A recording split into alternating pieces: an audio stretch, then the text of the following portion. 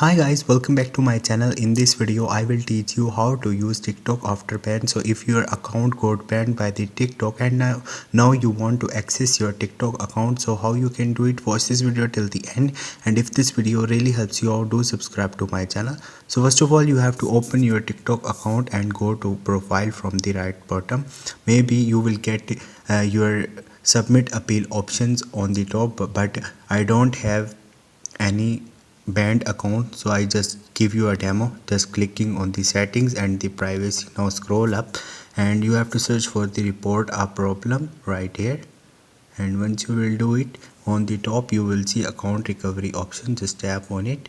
After that it will give you different options recover account, like you can recover your account by TikTok username. So tap on it, and right here you have to enter your username, any username, and you have to follow step by step, and you have to submit appeal to get back your account. So this is the simple way. Moreover, if your account still not get recovered, there is no other way to get back your account. So this is the way. Hope this video will helpful for you. If you have any question or any confusion, just drop a comment. I will try to help you. Thank you.